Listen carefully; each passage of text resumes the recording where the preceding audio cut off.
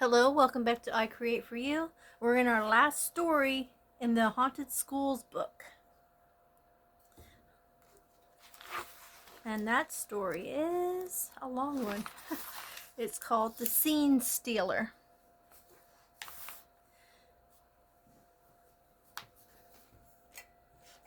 Just adjusting a light right now. Okay. The lanky boy in the wide-brimmed hat, western shirt, blue jeans, and cowboy boots sauntered out into the middle of the stage, lit only by a lone spotlight. He began to prance in slow motion as if he were learning the steps to a dance number. He looked out of place because the set on the stage was that of a mansion in England for the musical My Fair Lady.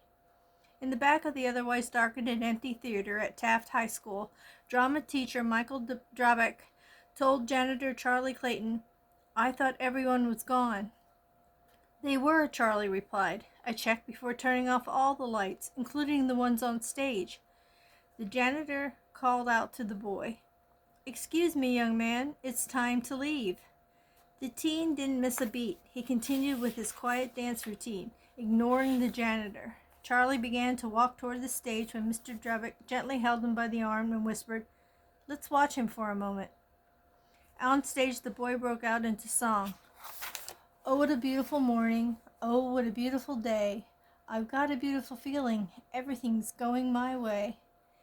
"He's doing a song and dance number from the musical Oklahoma," Mr. Drubeck noted.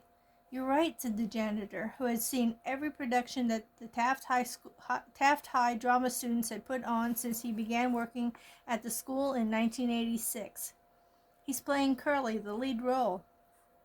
The drama department did Oklahoma my first year on the job, long before you took over as drama instructor." "He's not bad," said Mr. Drubeck. "I can tell who he is. Can't tell who he is, though. Not enough light." "Hey, kid," the janitor yelled again. "No one is supposed to be in here now. We're locking up the theater." The cowboy finished his song with a flourish and then jumped off the stage onto the center aisle. The moment his feet touched the floor, the lone spotlight that had been shining on the stage went out. Charlie immediately flipped on the house lights, but the boy was gone. The teacher and the janitor looked for him down each row without any luck. "That's odd," said Mr. Drubeck. "We saw him jump off the stage. He had to go past us to get out of the theater." "He simply disappeared," said Charlie. "If I didn't know better, I'd say we are the first people to witness a performance by the Taft High Theater's resident ghost." Mr. Drubeck, who was in his first year at Taft, had heard about the ghost but didn't really believe in it. He chalked it up to a legend kept alive by students and staff who enjoyed spreading the story of a friendly spirit roaming the school's theater. Although no one claimed to have seen the ghost, several students reported feeling his presence. In 1988, one actress who was struggling through her rehearsals revealed that she felt a ghost gently push her into a different position and guide her around the stage. Her performances improved so much that the spirit patted her on the back. During auditions a year later, a nervous student felt unseen hands help him around the stage. He landed the part, but the hands still steered him through the rehearsals. Then there was a time a few years back when one of the actresses accidentally knocked over a vase of fresh good luck flowers in the dressing room. Water and flowers had spilled onto the floor, but before she could clean it up, she was ordered out onto stage. As she headed out the door, she turned around and, to her amazement, saw the flowers back in the vase. Over the years, stagehands reported hearing someone walking on the catwalk above the stage during rehearsals.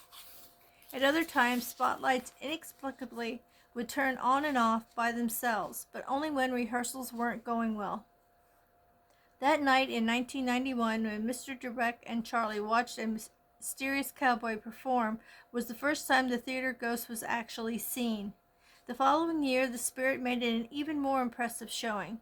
He appeared after students had finished rehearsing for Grease, a musical about high school life in the 1950s. Only a few kids were hanging around the stage with Mr. Drubeck when, from the back of the theater, they heard a voice launch into song.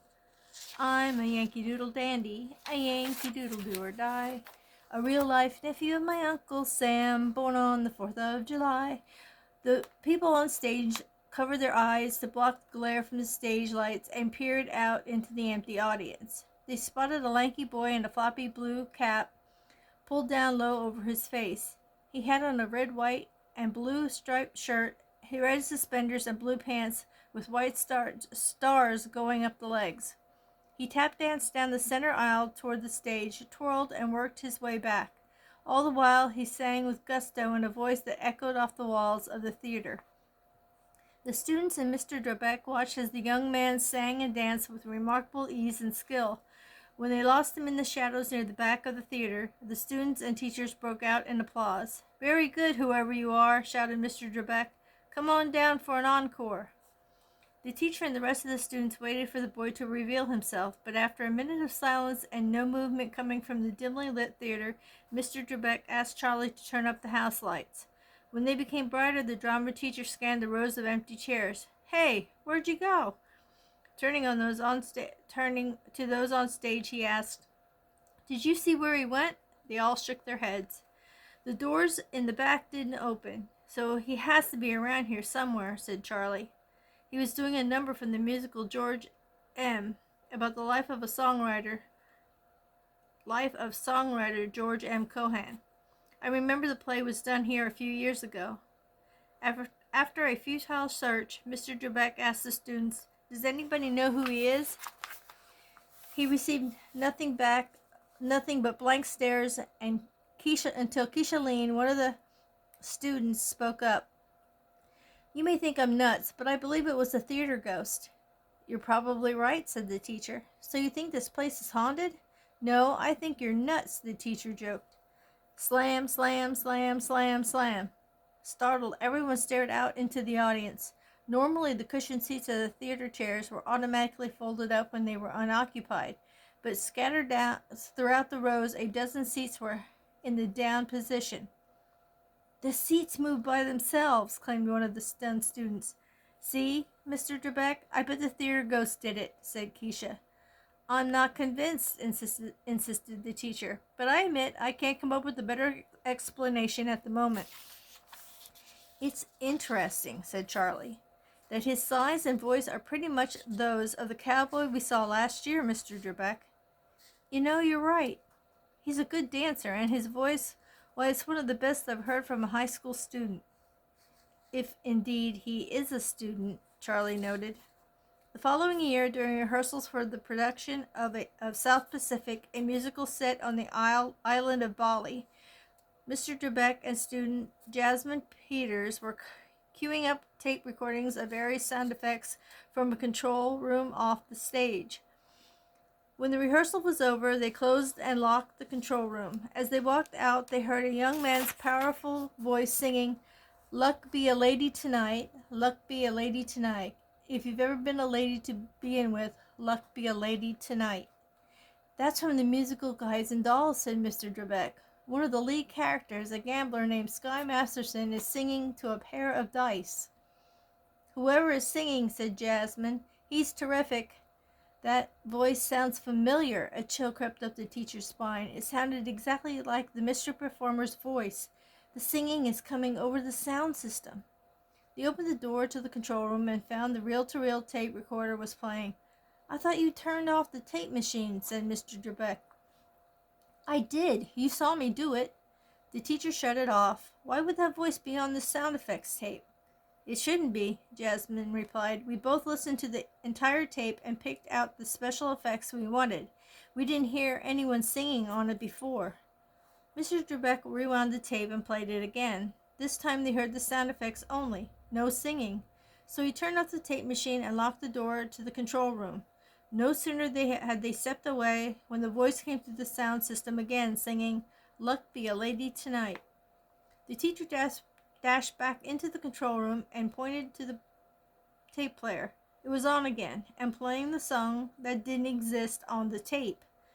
"I'm about ready to admit that the theater ghost exists after all," Mr. Drebeck said with a sigh.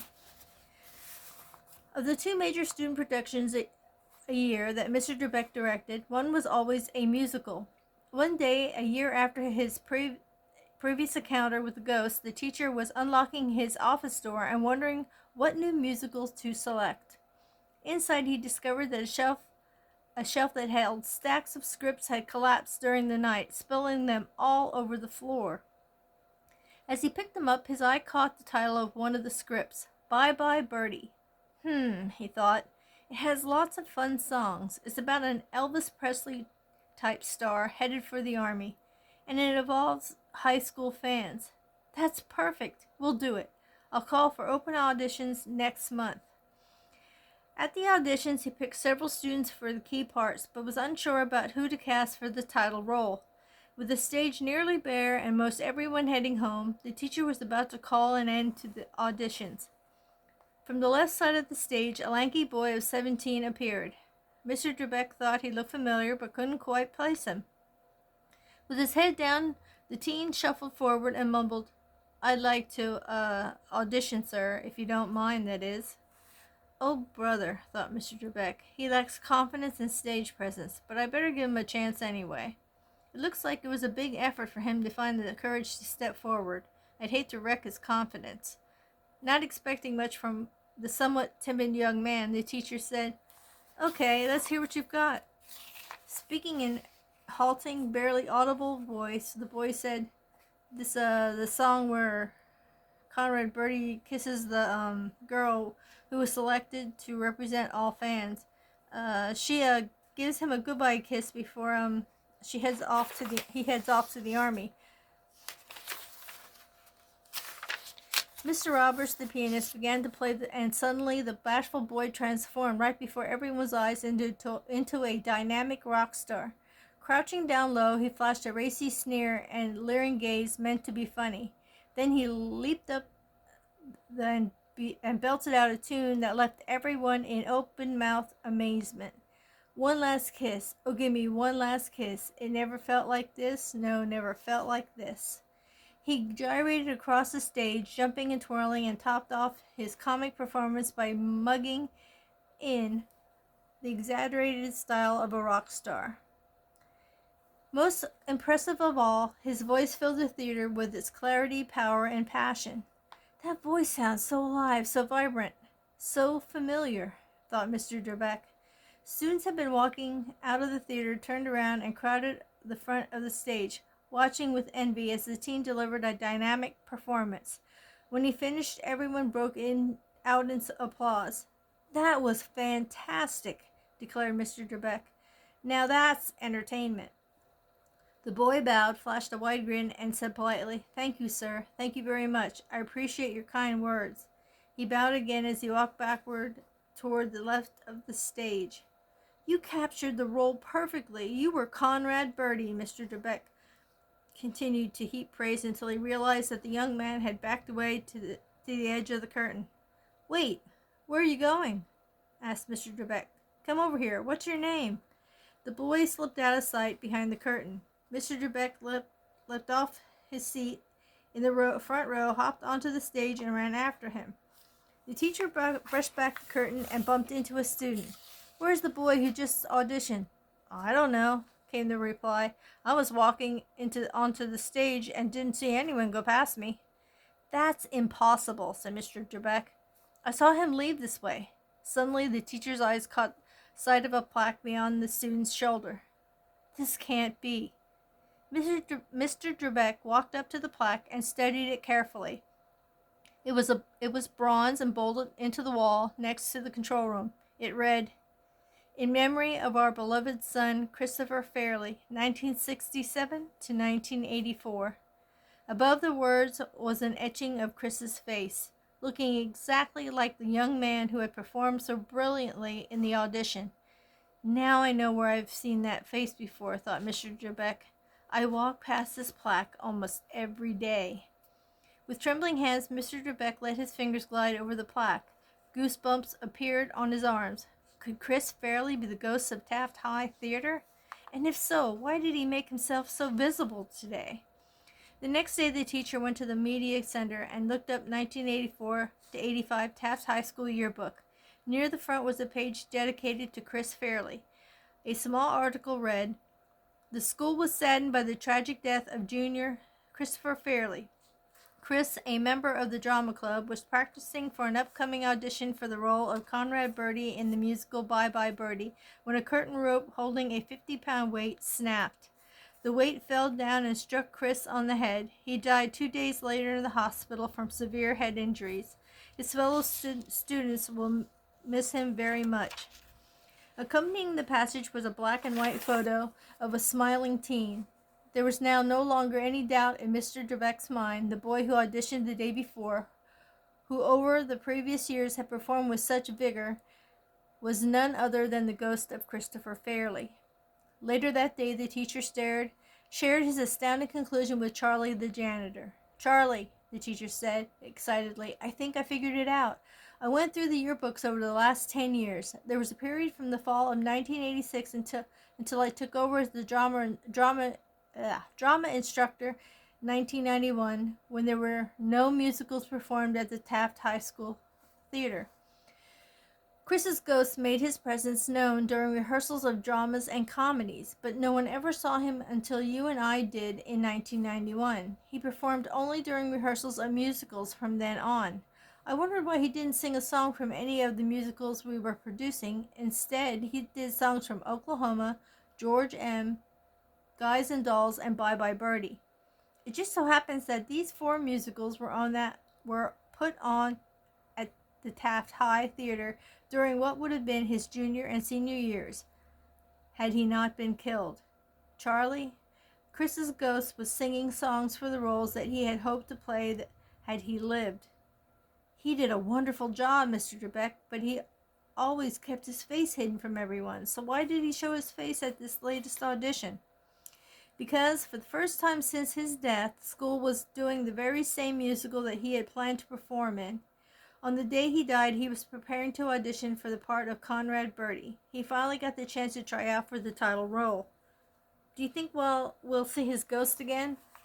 I doubt it, Charlie. I believe his spirit stuck around until he found the proof that he was looking for. What proof was that?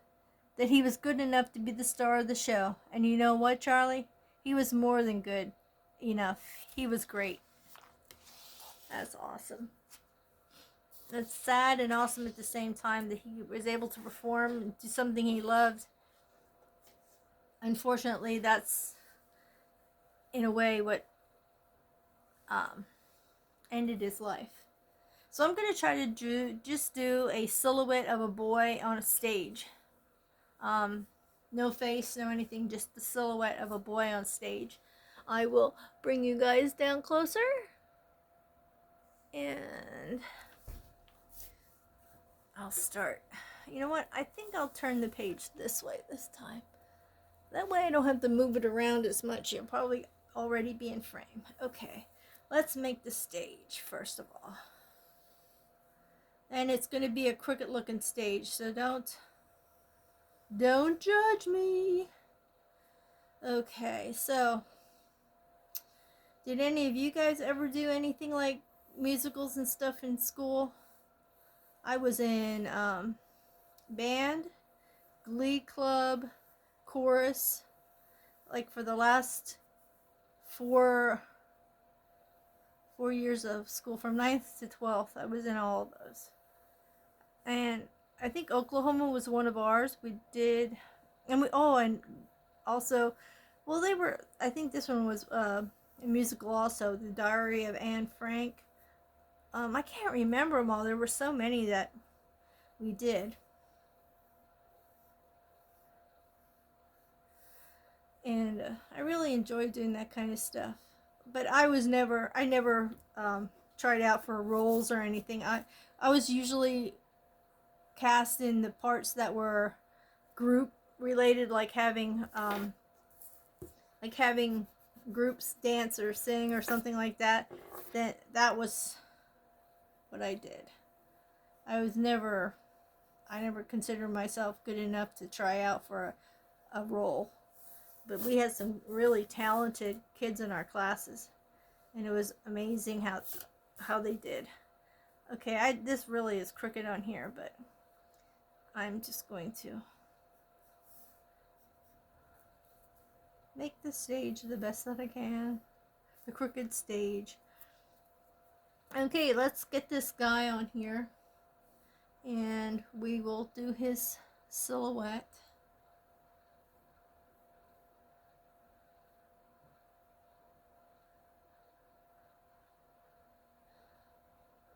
I'm going to try to make him look like he's doing something besides just standing on stage.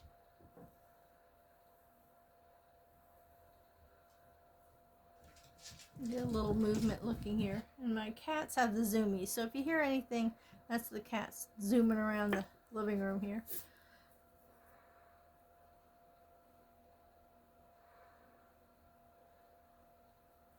And I'll just color him in a little bit. And then we'll use our magic little, boy, that arm is weird.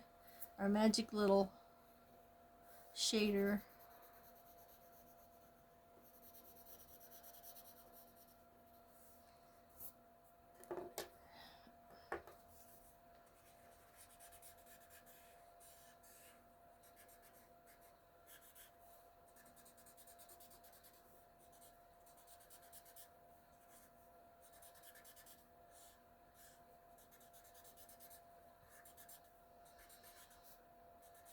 It's amazing how in some encounters that they actually are visible. I always wondered if, obviously with this one, it wasn't, he didn't really have like a blurred look to him. He was a, he was a, how could I say it? Like an image of who he was when he passed. So yeah, it's amazing how sometimes that happens. But it does, and some people are lucky enough to witness it. And it's so sad that this person passed away. He passed away doing what he loved to do. That isn't really too sad, but it is in another sense. He didn't get to totally fulfill what he was trying to accomplish. But in the end, he was able to come back and prove to himself and prove to others that he was good enough for the role and would have gotten it had he not had that accident. So thank you so much. It's not a really great illustration this time around. I'll definitely be hitting a new book on Monday. I don't know which one. I didn't pick a different one out, but I will. And we'll both be surprised on Monday as to what I will be doing. What I had planned to do, but I didn't have time to do yesterday, was gather a few books, put them up on the end of this video, and have you guys pick which one, and try to do a poll and have you guys pick which book I should read out of next. But and maybe, you know what, maybe over the weekend I can do that. Just do a little snippet, do it as a post, and then you guys can tell me which one would be more drawn to. Hopefully I get some comments. I don't get too many comments on these, but that's okay. It's alright. We'll still do the stories anyway. Thank you so much for stopping by. I hope you have a great weekend. Please give a thumbs up on the way out if you liked it. And sorry it was such a long one, but this book has a lot of long ones in. And subscribe if you haven't. There are plenty more books to be heard and seen. And if you have any suggestions, I may be able to go to the library and see if I can find it there. The book there. You can put the suggestions down in the comment section. And also, stay healthy, stay happy, stay creative, and always be yourself, no matter what. Just be you, because you're important, you're unique, and you're awesome. Thanks so much. I'll see you in the next one. Bye-bye for now.